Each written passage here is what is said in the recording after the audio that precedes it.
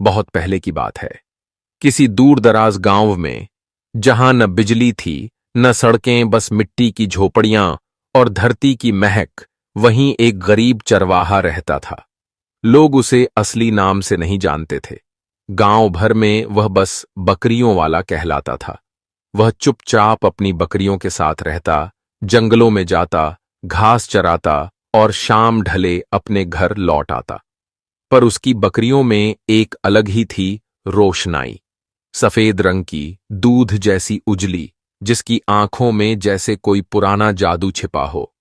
वह रोशनाई से सबसे ज्यादा प्यार करता था और गांव में भी सब कहते कि वह बकरी कोई आम जानवर नहीं, कुछ खास है। लेकिन एक दिन वह सुबह नहीं थी जो हर दिन की तरह। उस सुबह गांव में अफवाह की आंधी चल पड़ी। बकरियों वाले की बकरी ने इंसानी बच्चा जना है। जनाखारी पे आता है। लोग अपने घरों से निकल पड़े। गांव के चौराहे से लेकर आखिरी झोंपड़ी तक हर किसी की जुबान पर एक ही बात थी। कोई हंस रहा था, कोई डर रहा था और कुछ के चेहरे पर गुस्सा था। गांव के चौधरी ने गुस्से में आकर चिल्लाया, यह कैसा पाप है? यह कैसा अजूबा? बकरी और इंसान का क्या रिश्ता? चरवाहा कांपते हुए बोल पड़ा, मैंने उस बच्चे को जंगल में पाया था। वो रोशनाई उसे चाट रही थी जैसे अपनी औलाद हो। मैं बेऔलाद हूं, इसलिए उसे घर ले आया। झूठ, घिनौना झूठ। भीड़ में से एक युवक चिल्लाया और गुस्से में एक पत्थर उठाया। तूने बकरी से वो पाप किया होगा जो इंसान को भी शर्मिंदा कर दे। चरवाहा रो पड़ा। उसकी पत्नी अपने घूंघट में छिप गई और भीड़ की आंखें और क्रोधी हो गईं। लेकिन तभी गांव के सबसे बूढ़े और समझदार बुजुर्ग, जिन्हें लोग बाबा जी कहकर बुलाते थे, उन्होंने हस्तक्षेप किया। रुको, उन्होंने ऊंचे स्वर में कहा, क्या किसी ने कभी सुना है कि बकरी ने इंसान जना हो? यह कोई साधारण बात नहीं। सच को खोजे बिना फैसले मत सुनाओ। पंचायत ने हकीम को बुलवाया। हकीम ने उस नवजात की लंबी जांच की, उसकी आंखें, दिल, सांसें सब परखा और फिर ऐलान किया, यह बच्चा पूरी तरह से इंसानी है, किसी जानवर का हिस्सा नहीं है इसमें। फिर भी भीड़ न मानी। पंचायत ने फैसला सुनाया, ऐसी अशुद्धता हमारे गांव में नहीं रह सकती। इस परिवार को बाहर कर दो। 2 साल बीत गए। चरवाहा अपने परिवार के साथ एक नए गांव में बस चुका था। वह बच्चा अब धीरे धीरे जवान हो रहा था। उसका नाम रखा गया शरीफ। वह शांत, समझदार और कुछ कुछ उदास सा लड़का था। उसके साथ अब भी रोशनाई रहती थी, उम्र में ढलती हुई, लेकिन आंखों में वही रहस्य लिए। रोशनाई की निगाहें अक्सर शरीफ को यूं देखतीं जैसे कोई गहरा भेद उसके भीतर छिपा हो। एक दिन शरीफ की मां काम की तलाश में गांव के सबसे अमीर सेठ ताजिर साहब के घर काम करने लगी। उस घर में 2 बीवियां थीं। समीरा, पहली पत्नी, तेज, क्रूर और ईर्ष्यालु। नाजरीन, दूसरी, सौम्य, दुखी और दयालु। नाजरीन ने एक दिन शरीफ को देखा और उसकी आंखों में आंसू आ गए। तुम्हें देखकर मेरे खोए हुए बेटे की याद आती है, जिसे मैं कभी फिर से नहीं देख पाई। यह बात समीरा ने सुन ली। उसके चेहरे पर भय और गुस्से का अजीब मिश्रण था। उस रात वह जंगल में उस जगह पहुंची जहां बरसों पहले उसने एक नवजात को जिंदा दफन कर दिया था। वही बच्चा जो नाजरीन ने जन्मा था और जिससे समीरा को अपनी जगह खतरा महसूस हुआ था। लेकिन जब उसने मिट्टी खोदी, वहां कुछ भी नहीं था। नहीं, ये नहीं हो सकता। समीरा की सांसें तेज हो गईं। तभी उसकी नजर पेड़ों की ओट में खड़ी रोशनाई पर पड़ी। उसकी आंखें अब इल्जाम की तरह जल रही थीं। अगले दिन शरीफ घर आया तो समीरा ने उसे देखते ही चिल्लाया, निकालो इसे इस घर से, यह मेरी मौत है। जैसे ही वह चिल्लाई, रोशनाई दौड़ी हवा की तरह और समीरा पर झपट पड़ी। उसके सींगों की चोट से समीरा की एक आंख चली गई। वह चीखती रह गई। गांव के लोग इकट्ठा हो गए। इस बकरी में इंसानी आत्मा है, कोई चिल्लाया। तभी बुजुर्ग बाबा जी भी वहां पहुंचे।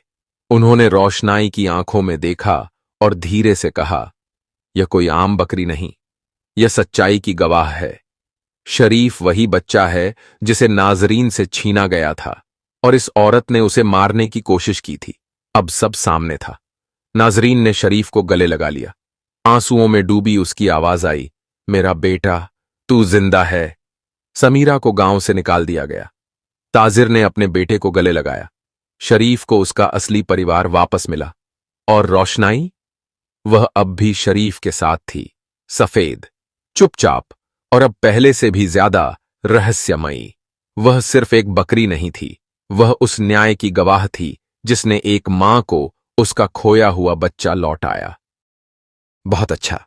अब मैं इस रहस्यमयी और भावनात्मक कहानी को वहीं से आगे बढ़ाता हूं जहां हमने छोड़ा था, रोशनाई, शरीफ और उसके सच्चे परिवार के पुनर्मिलन के बाद की जिंदगी।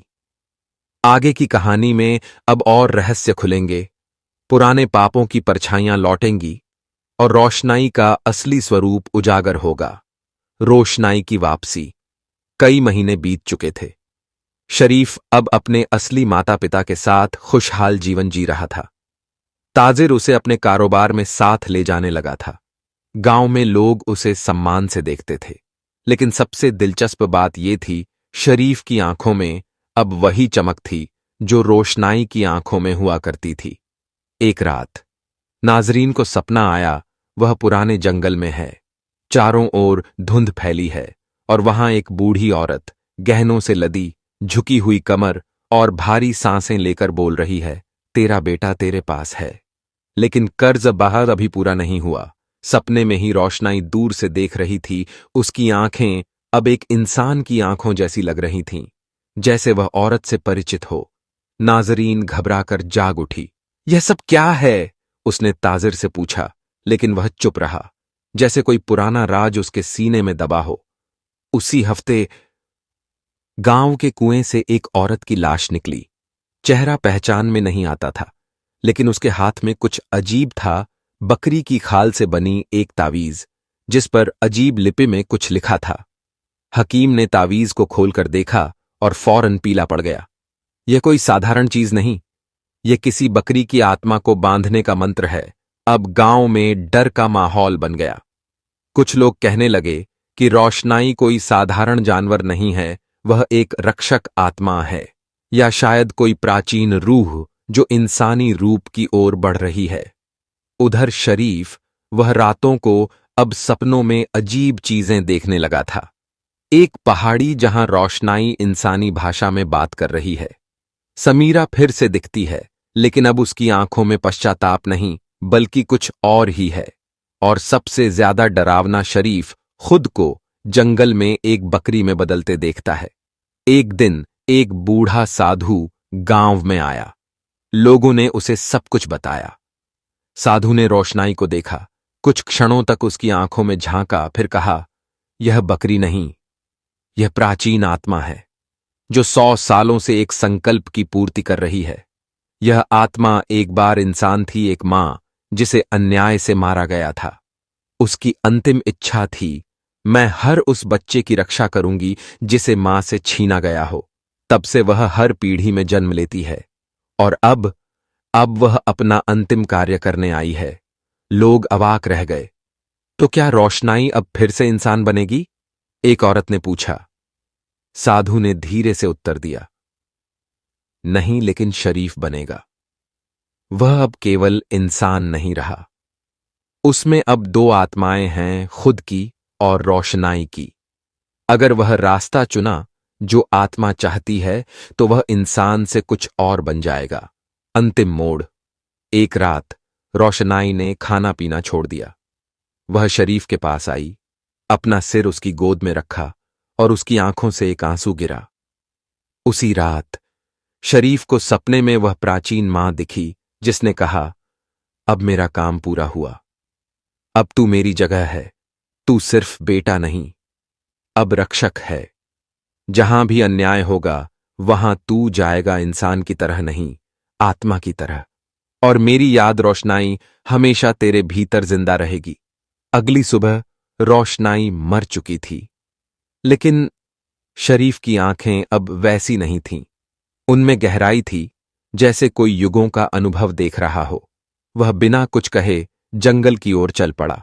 और आज भी कभी कभी जब किसी मां का बच्चा गुम हो जाए, लोग कहते हैं एक सफेद आकृति जंगल से आती है और वह बच्चा किसी चमत्कार से लौट आता है। रोशनाई अब एक बकरी नहीं, एक किंवदंती बन चुकी है। क्या आप चाहेंगे कि मैं इस कहानी को एक तीसरे भाग में बदल दूं, जहां शरीफ अब एक रक्षक आत्मा की भूमिका में दुनिया के अन्य बच्चों की मदद करता है?